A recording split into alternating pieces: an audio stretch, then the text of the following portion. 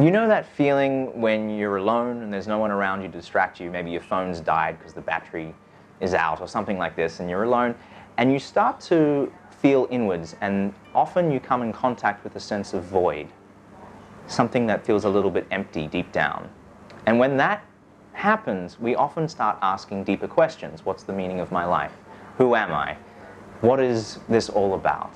And often these questions can sometimes lead us to freaking out. We think, oh, no, I don't want to go there. I don't want to go there. It might get me depressed.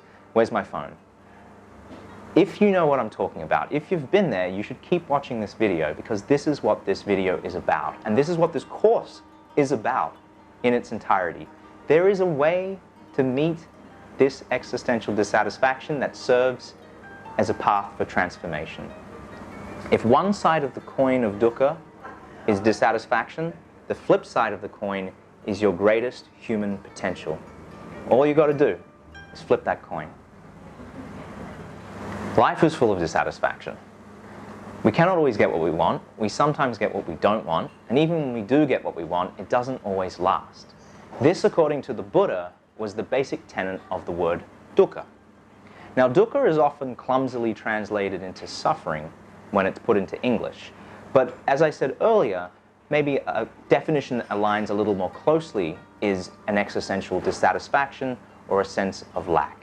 This sense of dissatisfaction can range from a subtle sense of loneliness to a moderate stress to even trauma and anguish, depending on how much we resist dukkha. The universal truth behind it is that we all experience dukkha.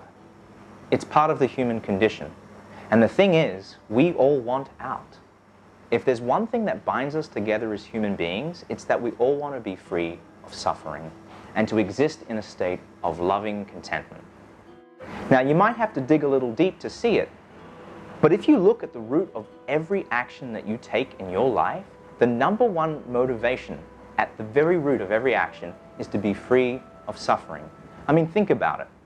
The money that you acquire, the people that you surround yourself with, the relationships that you have, the house that you've bought, everything in life that we act towards, deep down, is to get away from a sense of lack, to get away from a sense of existential dissatisfaction. Embrace, the first task.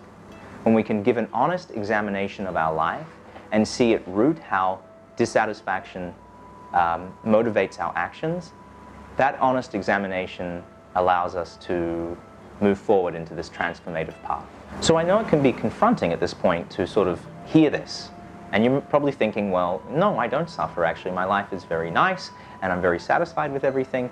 But we want to get away from this sense of this Western suffering and look more at dukkha as something that's very mild but very chronic.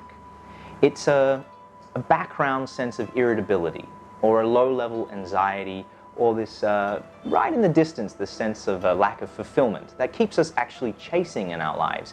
It keeps us either distracted or chasing something that we feel we need to gain.